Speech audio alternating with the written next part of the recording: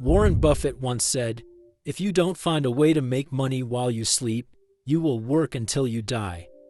Keeping cash in the bank feels smart, safe, secure, but in reality, it's quietly losing value. Inflation eats away at it. Banks pay next to nothing in interest, and while your money sits idle, the wealthy are making theirs work. In today's video, we'll reveal 9 small but powerful monthly investments that will grow your wealth instead of letting it shrink. Number 1. An emergency fund, your financial safety net. Before building wealth, the first priority is stability. Life is unpredictable. Cars break down, medical bills show up, jobs disappear overnight. Without a financial cushion, even a small setback can lead to credit card debt, loans, or selling off investments at the worst time. That's where an emergency fund comes in. It's a safety net, making sure unexpected expenses don't turn into financial disasters. Many start with $1,000, which is enough to handle smaller emergencies. Unlike investments that grow over time, an emergency fund isn't about making money. It's about not losing money when things go wrong. That's why it's often kept in a high-yield savings account, where it earns some interest but stays easy to access. With that foundation in place, the next step is preparing for longer-term security. Number 2. 6 months of living expenses. An emergency fund covers the unexpected, but what happens when a crisis lasts longer than a few weeks? Job losses, medical issues, or economic downturns don't just stop overnight. That's why many aim to have 6 to 12 months worth of living expenses saved. This can give you some breathing room so you aren't forced to make fast and potentially bad financial decisions. With enough savings to cover rent, food, and bills for half a year, there's no need to panic when life throws a curveball. Since this money isn't meant to grow aggressively, it's usually kept in a high-yield savings account. It's not exciting, but it is needed so you can focus all your attention on the rest of the investments we will cover. Number 3. A low-cost index fund, or ETFs. Once financial security is in place, the focus shifts to growing money over time. Historically, the stock market has been one of the most reliable ways to build wealth, and one of the simplest ways to do that is through index funds, or ETFs. Both index funds and ETFs allow investors to own hundreds of stocks at once, reducing risk while still benefiting from long-term market growth. The S&P 500, which tracks 500 of the largest U.S. companies, has delivered an average annual return of about 10% since its inception in 1957. That includes major downturns like the dot-com crash, the 2008 financial crisis, and the COVID-19 crash in 2020. Despite short-term drops, sometimes as bad as 30 to 50%, the long-term trend has always been up. For example, during 1802-2001, the worst one-year return for stocks was minus 38.6%. But that is a good thing since over a 20-year holding period, the index has always been profitable. This means such huge drops are the best opportunity to buy the stocks at a discount.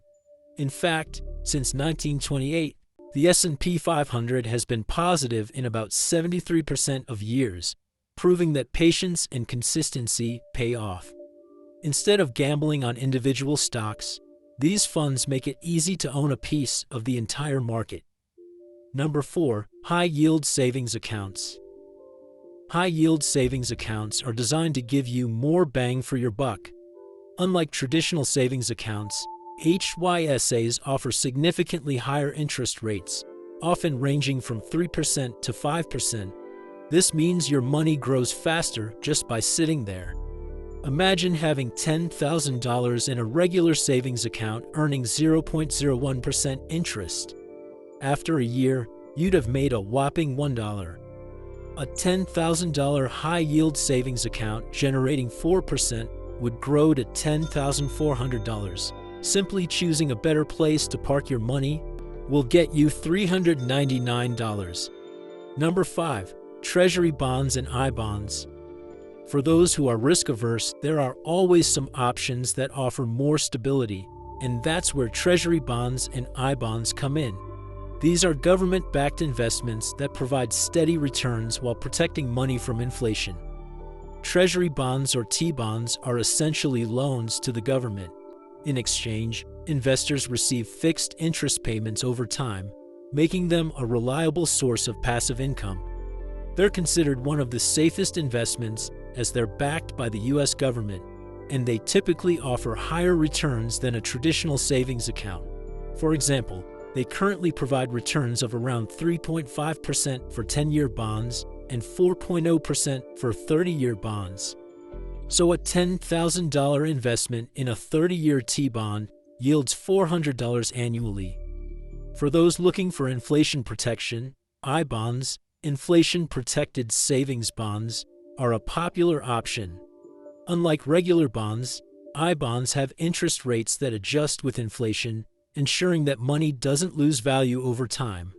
The current rate for I-bonds is 3.11%, but in 2022, it hit 9.62% during high inflation. If you invested $10,000 into I-bonds today, after 1 year, the investment would grow to $10,311, assuming there are no rate changes. If the average annual rate stays at 3.11% after 5 years, the investment would be around $11,659. These investments don't offer the high returns of stocks, but they serve an important role in a well-rounded financial plan. Number 6. Gold and silver. Gold and silver have been used to protect wealth for centuries. Unlike cash, which loses value over time, these metals tend to hold their worth, especially during an economic crisis or uncertainty. When inflation rises, gold and silver often become more valuable, which is why wealthy people always keep some in their portfolios. History proves this. In the 1970s, when inflation in the U.S. hit 13%, gold prices jumped over 500%, going from $35 an ounce to over $200. More recently, between 2021 and 2023, inflation surged again, and gold climbed from $1,800 to over $2,000 per ounce. Silver also saw big gains, rising 47% in 2020 alone, partly because it's used in electronics and solar panels. People invest in gold and silver in different ways. Some buy physical bars or coins and store them for the long haul. Others prefer ETFs like GLD or SLV. Some go for mining stocks, which can bring higher returns but also carry more risk. Gold and silver don't pay dividends like stocks or bonds, but they help protect money from losing value over time. Number 7. Dividend stocks. While picking individual stocks may not be the best idea, especially for someone who is new to investing, there are some picks that can pay you along the way, no matter what.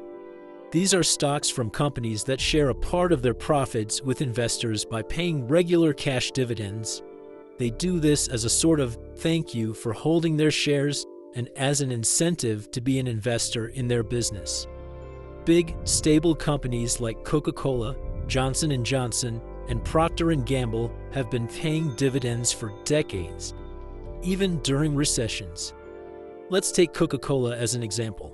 For the sake of the example, let's say you invested $1,000 into the Coca-Cola stock at the very end of 2015 when the stock price was $32.30, adjusted for splits and dividend distribution. With the $1,000, you could have purchased 30.96 shares of KO. As of the latest available data, Coca-Cola stock is priced at $70.215 USD per share. Therefore, the value of your shares would now be approximately $2,173.40. Summing all the paid-out dividends, we get a total of $14.90 per share over 9 years. For your 30.96 shares, the total dividend income would be approximately $461.30. Combining capital appreciation and dividend income, your total return over the past decade would be approximately $1,634.70. A total return of 163.5%, which is quite remarkable. Number 8. REITs. Real estate is one of the best ways to build wealth, but not everyone has the cash to buy a whole property. And even if they do, not everyone wants to deal with tenants, maintenance, or the headache of managing it all. That's where REITs or real estate investment trusts come in. They let people invest in real estate without actually owning a building. No down payments, no repairs, no property taxes. Just buy shares in a REIT and you're in. A REIT is basically a company that owns and rents out income-generating properties. Places like apartment complexes, shopping malls, office spaces, and warehouses. Instead of buying an entire property, investors just buy shares of the REIT, and in return, they get a cut of the rental income those properties generate. In a way, they work kind of like ETFs, but for real estate. The best part, REITs are required to pay out most of their profits as dividends, which is why they're a favorite for passive income. And with the rising real estate prices, both commercial and residential, it is hard to argue that REITs can do anything else than rise in price. Some of the biggest and most well-known REITs, like Realty Income, ticker symbol O, and Simon Property Group, ticker symbol SPG, have been paying consistent dividends for years. Let's say you want to earn $1,000 from REITs. You could buy 316 shares of Realty Income, which, with the current price of $58.5, comes to about $18,500.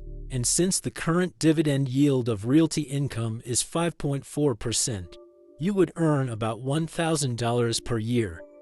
Number 9. Invest in yourself. Do you think investing in stocks and real estate will give you the highest returns? You may be wrong.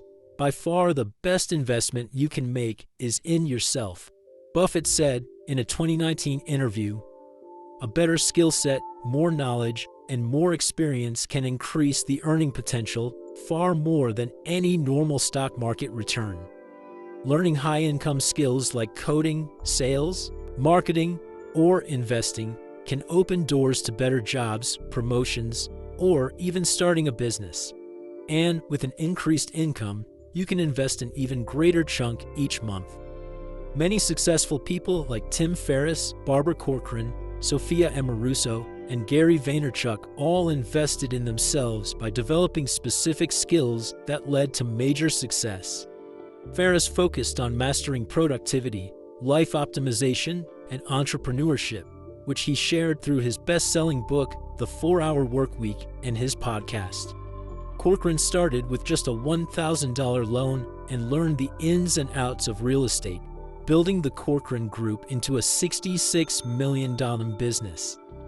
Amoruso invested in marketing and branding, growing her eBay vintage store into Nasty Gal, a fashion retailer worth $350 million. Meanwhile, Vaynerchuk poured time into mastering digital marketing and social media, building his business, VaynerMedia, into a multi-million-dollar company. Education doesn't always mean going to college.